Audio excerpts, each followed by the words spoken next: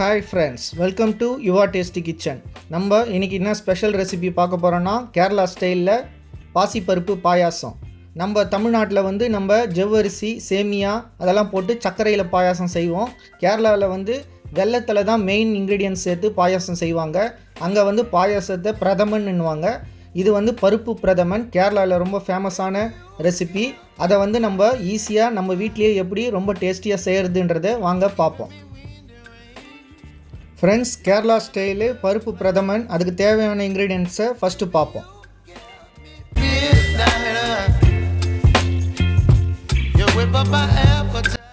பாசி பருப்பு 1 கப், பொடிச்ச வெல்லம் 1 கப், முந்திரி தேவையான அளவு, உலர் திராட்சை தேவையான அளவு, பாதாம் தேவையான அளவு, துருவன தேங்காய் 1 கப், நெய் தேவையான அளவு. இப்போ பேன் சூடான பிறகு 2 டேபிள் ஸ்பூன் நெய் விட்டுக்கலாம். நெய்யில் ட்ரை ஃப்ரூட்ஸ் ரோஸ்ட் பண்ணி எடுத்துக்கணும். இப்போ நெய் சூடாகிடுச்சு. 2 டேபிள் ஸ்பூன் பாதாம் கட் பண்ணி வச்சுருக்கேன். இப்போ அதை ஆட் பண்ணிப்போம். இப்போ 1 நிமிஷம் நெய்யில் ரோஸ்ட் பண்ணி எடுத்துக்கலாம் பாதாமை. ஃப்ரெண்ட்ஸ், பாதாம் ஆப்ஷனல் தான், நீங்கள் தேவைன்னா போட்டுக்கலாம், இல்லைனா ஸ்கிப் பண்ணிடலாம்.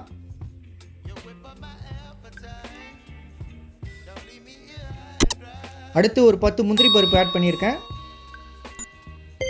இப்போ 1 நிமிஷம் நல்லா நெய்யில் ரோஸ்ட் பண்ணி எடுத்துக்கலாம். லைட்டாக செவந்தா போதும் முந்திரி. 1 நிமிஷத்துக்கு மேலே ரோஸ்ட் பண்ணாதீங்க, தீஞ்சிரும். ஒரு 2 டேபிள் ஸ்பூன் உலர் திராட்சை ஆட் பண்ணிக்கலாம். 1 நிமிஷம் லோ ஃப்ளேமில் ரோஸ்ட் பண்ணி விடுங்க. ஃப்ரெண்ட்ஸ், திராட்சை 1 நிமிஷத்துக்கு மேலே ரோஸ்ட் பண்ணாதீங்க. அடுத்த இன்க்ரீடியண்ட்டை இப்போ ஆட் பண்ணுவோம்.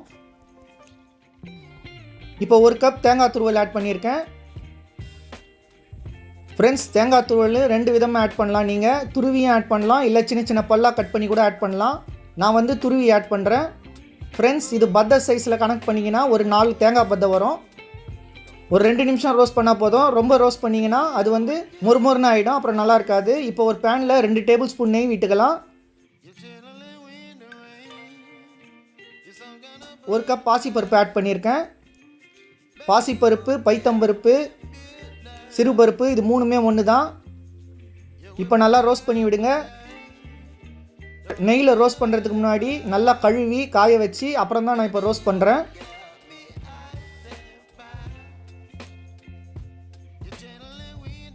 இப்போ 2 நிமிஷம் ரோஸ்ட் ஆகிடுச்சு. இப்போ நீங்கள் எந்த கப்பில் பருப்பு எடுத்தீங்களோ அதே கப்பில் 2.5 கப் தண்ணி ஆட் பண்ணுங்கள். இப்போ நம்ம வேக வைக்க போகிறோம் பாசிப்பருப்பை. இல்லைனா நீங்கள் குக்கரில் கூட வேக வச்சு எடுத்துக்கலாம். வேக வைக்கிற பதம் எதுனா 90% வேக வச்சா போதும். மீதி 10% நீங்கள் வெல்லம் போட்டு கொதிக்க வைக்கும் போது வெந்துடும்.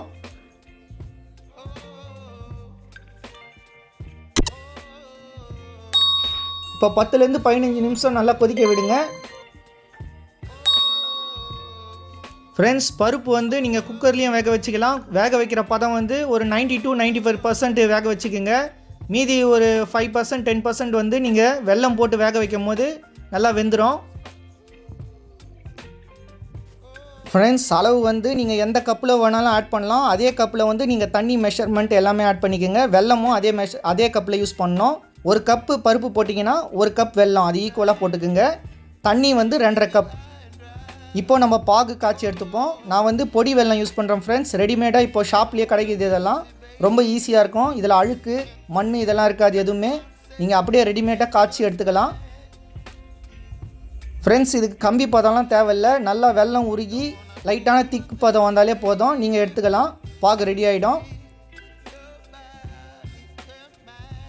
இப்போ நல்லா கொதிச்சு வந்திருக்கு. இப்போ கரண்டியில் எடுத்து காட்டுறேன் பாருங்கள். இதில் அழுக்கு எதுவுமே இருக்காது, அழுக்கு மண் எதுவுமே.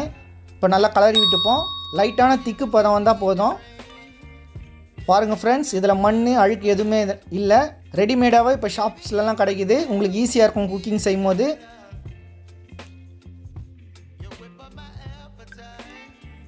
ஃப்ரெண்ட்ஸ், இப்போ பாகு ரெடி ஆகிடுச்சு. இப்போ பருப்பு பார்ப்போம். பருப்பும் நல்லா வெந்து வந்திருக்கு ஃப்ரெண்ட்ஸ், ஒரு 90%. நீங்கள் வெள்ளைப்பாகு ஆட் பண்ணுறதுக்கு முன்னாடி பருப்பு நல்லா தண்ணி சுத்தமாக சுண்டி இருக்கணும். தண்ணி சுத்தமாக இருக்கக்கூடாது. அப்புறம் தான் நீங்கள் வெள்ளைப்பாகு ஆட் பண்ணணும். இப்போ நல்லா கலரி விட்டுப்போம் ஃப்ரெண்ட்ஸ். நீங்கள் ஹை ஃப்ளேம் வச்சு விட்ருங்க. இப்போ நல்லா கொதித்து வரணும். ஃப்ரெண்ட்ஸ், இந்த பாயாசத்துக்கு மெயின் இன்க்ரீடியண்ட்டு வெல்லம், தேங்காய். இப்போ ஹை ஃப்ளேம் வச்சு நல்லா கொதிக்க விடுங்க ஒரு 15 மினிட்ஸு. உங்களுக்கு எந்த பதம் திக்கான பதம் வரணுமோ அந்த பதம் வரைக்கும் நல்லா கொதிக்க விடுங்க. ஏற்கனவே பருப்பும் வெந்திருக்கு, பாகம் ரெடியாக இருக்குது, அதனால் டேஸ்ட்டாக தான் இருக்கும். ஃப்ரெண்ட்ஸ், வெள்ளை பாகம் பருப்பும் ஈக்குவல் பதத்தில் வந்த பிறகு நம்ம ரோஸ்ட் பண்ணி வச்ச தேங்காய் துருவல், முந்திரி, பாதாம், திராட்சை இதை வந்து ஆட் பண்ணிப்போம். இந்த ஸ்டேஜில் தான் நீங்கள் ஆட் பண்ணணும். பாகம் பருப்பு நல்லா திக்கான பதத்தில் நல்லா கொதிச்சு வருது. அந்த ஸ்டேஜில் நீங்கள் ஆட் பண்ணிக்கோங்க ரோஸ்ட் பண்ண இன்க்ரீடியன்ஸை. இப்போ நல்லா மிக்ஸ் பண்ணி விட்டுக்கணும்.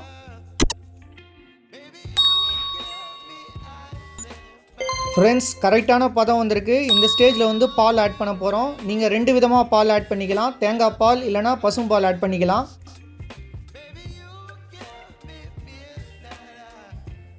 தேங்காய் பால் ஆட் பண்ணிங்கன்னா நீங்கள் கேஸ் ஸ்டவ் ஆனில் இருக்கும் போதே ஆட் பண்ணிக்கலாம், எதுவும் ஆகாது, நல்ல டேஸ்ட் வரும். நீங்கள் பசும்பால் ஆட் பண்ணுறீங்கன்னா கேஸ் ஸ்டவ் ஆஃப் பண்ணிவிட்டு பசும்பால் ஆட் பண்ணிக்கோங்க.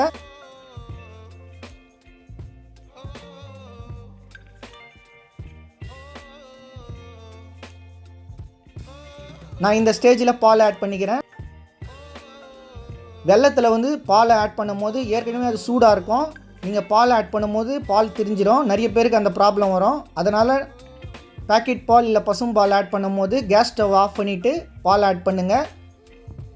தேங்காய் பால் யூஸ் பண்ணுறீங்கன்னா நீங்கள் கொதிக்கும் போதே கூட ஆட் பண்ணலாம், எதுவும் ஆகாது. ஃப்ரெண்ட்ஸ், நான் 2 பால்லையுமே ட்ரை பண்ணி பார்த்துட்டேன். தேங்காய் பால், பேக்கெட் பால் ரெண்டுமே சூப்பராக இருக்குது. நீங்கள் தேங்காய் பால் எடுக்கிறதுக்கு கஷ்டமாக இருந்ததுன்னா நீங்கள் பாக்கெட் பால்லையே ஆட் பண்ணிக்கலாம், சூப்பராக இருக்கும்.